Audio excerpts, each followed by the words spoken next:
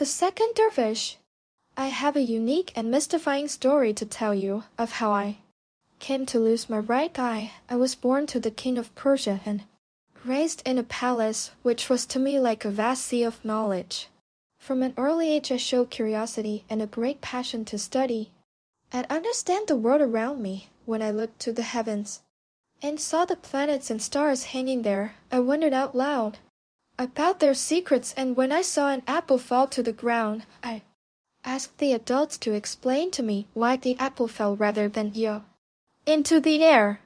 And so my father summoned scholars specializing in literature, religion, science, and art, so that they would unravel for me the treasures and the secrets of the universe. Over the years I found myself increasingly enchanted by the art of writing, humbled by the fact that if I dipped my cold pen in the inkwell and stroked up and down I could express my feelings each time differently, and I discovered that my handwriting would change according to the words and their meaning. I would spend hours perfecting particular letter, and I learned to form words as if I was drawing.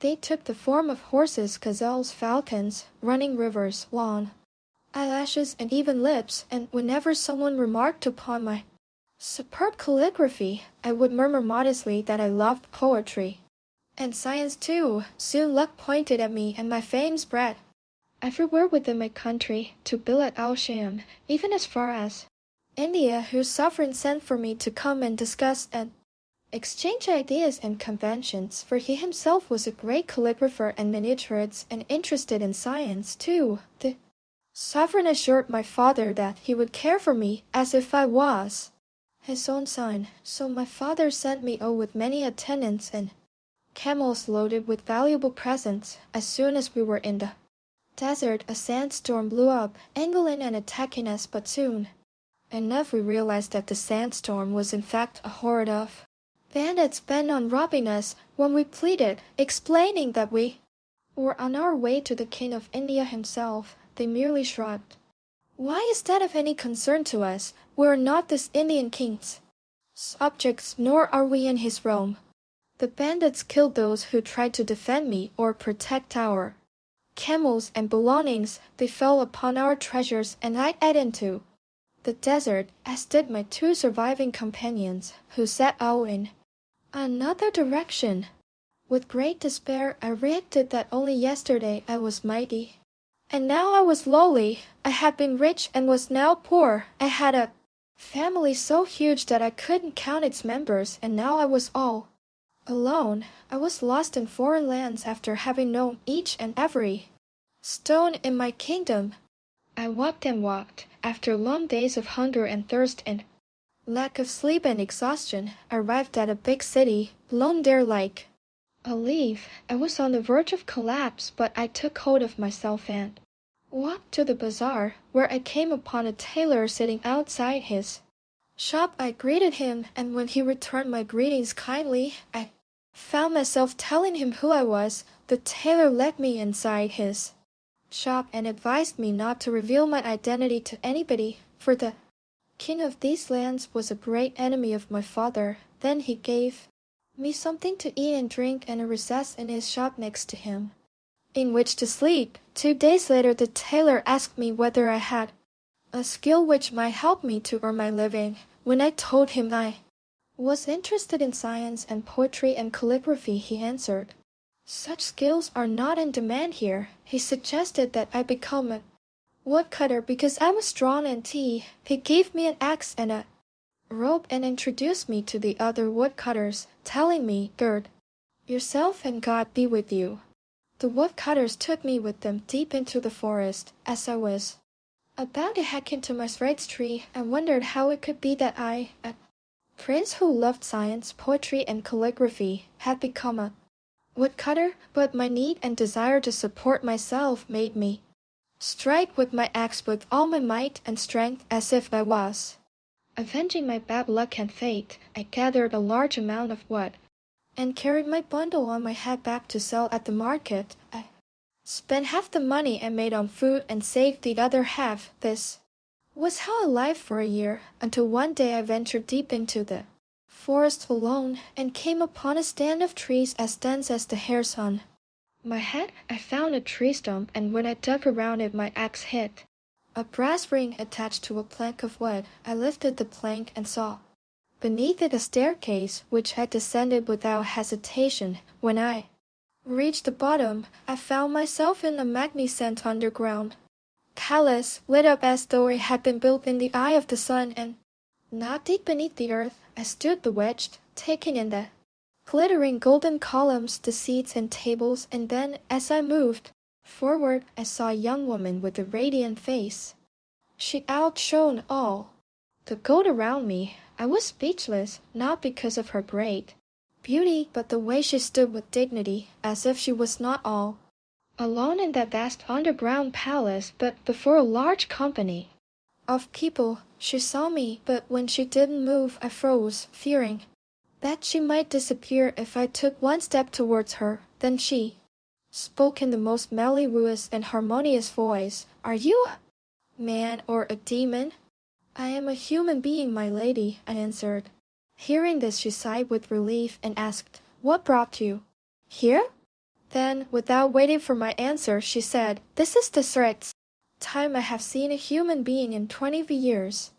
"You've lived underground for 20 years?" I asked in astonishment. "A demon, the grandson of Satan himself, snatched me on my wedding night and you away with me, imprisoning me on my own.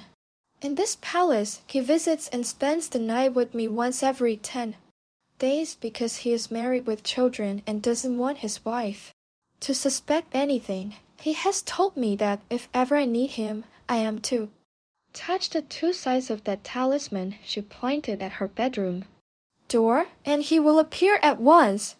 I am a son of the King of Persia, and I was on my way to the King of India when bandits ambushed us, killing my companions and camels and looting our possessions. I ran for my life and walked until I reached this city and became a woodcutter, earning my living from gathering wood."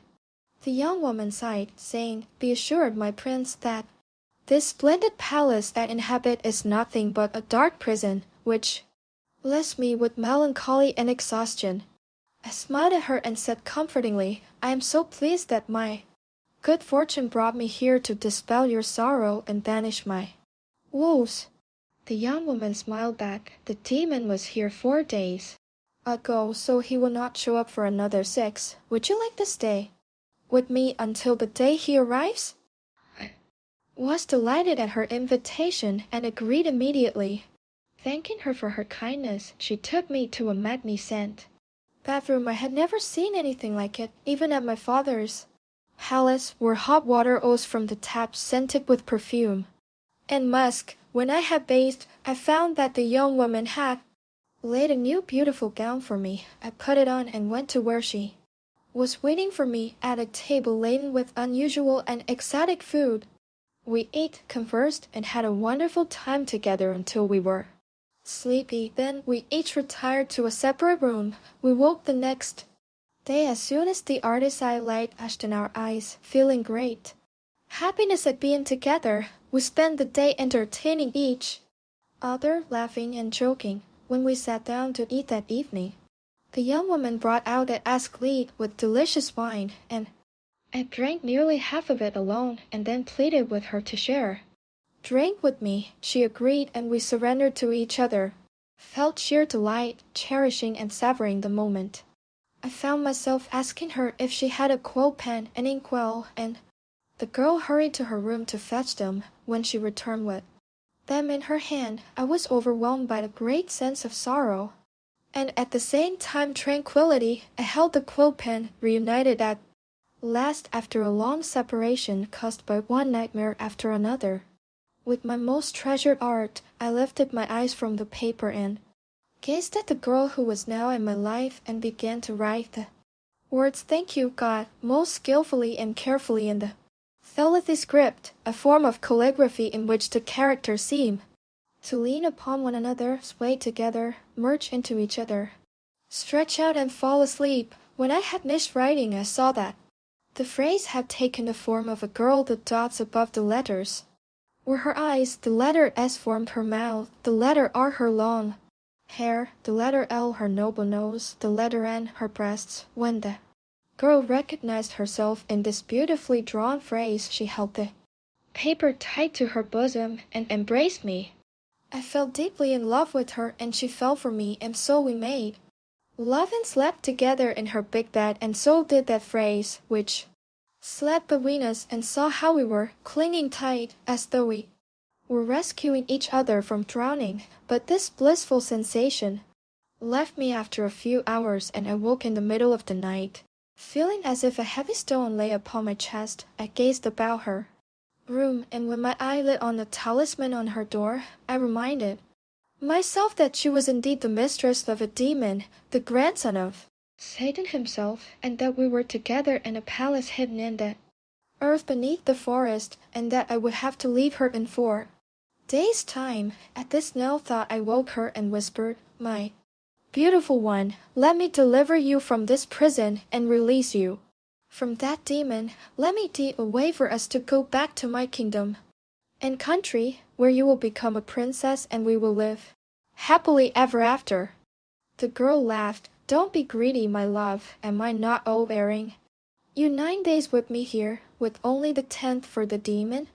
But my passion and love for her overwhelmed me. "Do you believe for a moment that you are alive while you are buried beneath the earth in this false glaring light? I wish only to show you the brightness of a genuine day, the beautiful world, the sun, the moon, and the night, from all of which you have been deprived."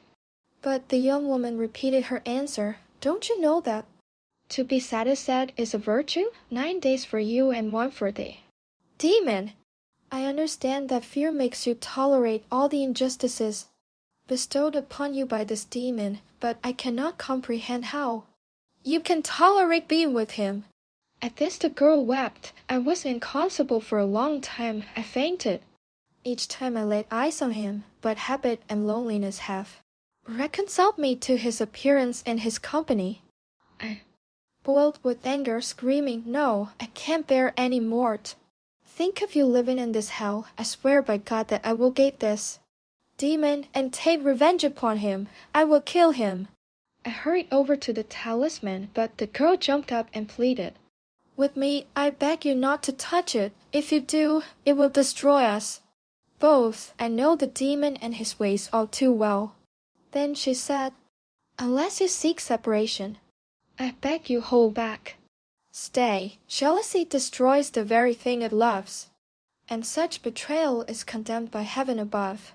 But I was oblivious to her words. I wanted to kill all demons and wipe them from the face of the earth, and I was determined to begin with him. I leapt on the talisman and broke it into pieces. The palace immediately began to shake, and there were great ashes of lightning and terrible thunderclaps. At this, it was as if all the wine was sucked out of my brain, and I cried out, "What happened?" The young woman answered in the greatest alarm, thinking not of herself but only fearful for me, "It is the demon. Go, run for your life." I took to the staircase in one jump and Ed, leaving my axe and rope behind. As I reached the last step, I saw the enchanted palace split apart, and the demon appeared in the center, asking the girl with utmost annoyance and anger, "What's the matter? Why have you caught me?" The girl answered him hastily. I felt unbearable pain in my belly, and so I drank some wine, and then, when I was a little bit drunk, I fell on the talisman and broke it. The demon was enraged. His anger resembled no other anger, and when he screamed at her, the steps beneath my feet vibrated and shook. "What about this axe and rope, you slut? You cannot tell me that they don't belong to a human being. I have never before laid eyes upon them. They must have caught onto your clothes on your way here," the girl answered him innocently. But the demon wasn't fooled. He slapped her face so hard that I felt it squeeze my heart. Then he stripped her naked and bound her feet and hands to 4 stakes, hooking her with my own rope in order to extract her confession. Her screams and cries filled the palace and my ears, and when I could bear it no more, I climbed the Last step and left. Outside, my agony and despair for the girl boiled over into disgust at myself. I could not fathom how in my selfness and arrogance I had caused this tragedy, but I replaced the wooden plank as it had been before and covered it with weeds and earth. I found the bundle of wood I had gathered just before I stumbled on the trapdoor and hurried back to the tailor. He cheered with great relief when he saw me. I thought one of your father's enemies had discovered who you were and killed you. I didn't tell him what had happened to me or to my axe and rope. How I wish later that I had, rather than sitting on my own, reproaching myself over and over thousands of times for my terrible behavior in leaving the young woman staked out on the ground, shouldering such an action and harrowing pain, regret and sadness gnawed at me because I would never again see the girl with whom I had fallen in love, body and soul, and I could no longer take any joy in this life. Even if I were to make my way back to my country and family, nothing could compare to her. All of a sudden the tailor came into where I was sitting. There is an old man who would like to return your axe and rope. The woodcutters recognized them and told him where to do you. My limbs shook and trembled. I felt the color drain from my face, and I looked for a way to escape. What's wrong with you? What's the matter? The tailor asked. Before I could answer him, the door split open and an old man appeared holding my axe and rope. Aren't these yours? He said. He didn't wait for an answer, but grabbed me by the waist and flew away with me, high among the clouds, with the wind biting my face, until I found myself back in the underground palace. I saw the young woman stretched on the oar as if she was dead, blood covering her body and her face awash with tears. The demon threw me to the ground and cried, Hey, slut, look what I have brought you. Then he dragged me by my foot until I was facing her. Isn't this man your lover? He asked. The girl looked at me with her dreamy eyes, without blaming me for what I had brought upon her, and said, I don't know him. I've never set eyes on him before. You deny knowing him who is the cause of your punishment? The demon screamed. Do you wish me to lie to you so that you may kill him without reason or pity? The girl whispered. If you're telling the truth and you do not know him, then it should be easy for you to strike off his head. He made her stand up, covered her battered body, and then handed her his sword. She took it and approached me. I looked at her, trying to signal that I wished she would forgive me for what I had done. I saw in her face and those dreamy eyes nothing but love. We must have gazed at each other longer than was safe, for the demon came closer and watched us intently. I tore my eyes away from her while she threw the sword away, saying, I cannot behead someone I don't know. Here you are then. Your refusal is commemoration that this man is indeed your lover, and that you've newly confessed to your terrible crime and deceit. Then he turned to me. You, human being, do you know this woman? I looked at the young woman, seeking to assure her that I would not betray her even if I had to suppressate myself. How am I supposed to know her when I deem myself in this place for this right time? Then it will be easy for you to strike off her head, the cunning demon replied. Yes, go ahead and do that. I will set you free when you have satisfied me that she did not after all deceive me. I took the sword, saying with pleasure. But the girl misunderstood my answer and looked at me with reproach. Is this how you repay me? She asked. I gazed back at her, terrified that the demon would see me trying to tell her with my eyes, I am ready to give my life for you. Then I threw the sword on the ground and cried out, Demon, how can you let a man kill a woman who has refused to kill him? Without a valid reason, how could I live with such a deed on my conscience? And why don't you leave her be? I beg you take a look at this woman and tell me if I am mistaken that her soul will be leaving her any minute due to the torture you've inflicted on her. Why don't you leave her be? But my words only made the demon angrier. I knew it, he shouted. You two are conniving against me. You insult my intelligence and my powers, and at the same time you ignite my jealousy. He drew his sword and cut off the girl's arm and then hacked at the other one until it yelled like a shooting star and landed on the oar. The young woman then bade me one now farewell before he struck at her head, and she drowned in her own blood. I fainted and lost consciousness, and when I came to my senses, I got to my feet, ready for the demon, crying out, "Go ahead and kill me, release me from this agony once and for all." But the demon said, "No, I will not kill you, human being, for I'm not sure that it was with you that she deceived me. Just let me check your hands." He grabbed my hands, tilted his head, and examined them carefully. I was mortified. Perhaps the demon could read the truth in the lines on my palm, but the demon muttered to himself in a voice which shook the walls, "But these hands are rough, chapped, and swollen, as if they are familiar only with plowing, working in a smithy, building, or chopping wood." When he mentioned woodcutting, I tried to control the trembling of my hands lest they give me away. "I am sure that the axe and rope must belong to you," he muttered. At these words I saw myself falling into the raging sea of death. But then he pulled me clear by continuing, "But how could a woodcutter be a calligrapher? Where are his long exhibitions?" He dropped my hands and took from his belt the paper on which I had written that single phrase. "Go ahead, take hold of it," he said, shoving it at me. I grasped it and held it upside down. At this his face grew dark with rage and fury. He turned the paper the right way round. "Go ahead and read what is written here, and if you can do so, then your life shall be spared." "But this is a drawing, not writing," I answered. He sighed long and loud, revealing his frustration and confusion. I saw my chance and pleaded with him. "Let me go. Please be assured, demon, that I have never set eyes on your mistress before today. I'm not sure that it was with you that she deceived me, but at the same time I deem myself unable to let you go without inflicting some harm." He threw the piece of paper on the ground and stamped upon it.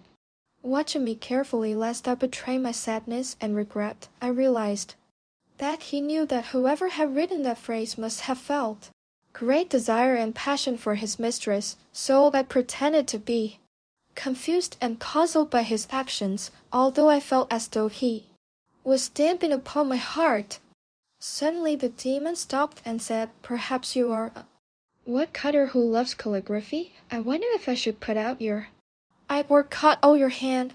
I pleaded once more, telling him, "But my work is really washing the dead." But the demon brought the quill pen and a knife and pushed his face close to mine, saying, "I'll put out your eye so you can no longer write. I could choose to end your life while making you watch your own slow death, but with your plucked eye you will frighten away children and be a curse upon adults." "You must believe me, please," I cried out. "Maybe your eye didn't guide your hand as it crafted that calligraphy, but it did see my mistress," was his reply. He came towards me with the quill pen, and I screamed out in terror, but he poked out my eye. The blood of my heart and my brain poured out and drained from my eye along with my tears, and I screamed again and again, as if my screams might lift me in the air and throw me back into the forest. I screamed and stretched my arms wide. Oh, my life, for what reason was I separated from my father, mother, and my homeland, attacked by bandits who killed my companions and my camels and looted everything, and then made a woodcutter who became the cause of the death of the only woman I have ever loved? And as if all of this was not enough, a demon has taken out my eye. I walked and walked aimlessly until I discovered that I have lost not only my eye but my ears and my tongue. All my senses had died.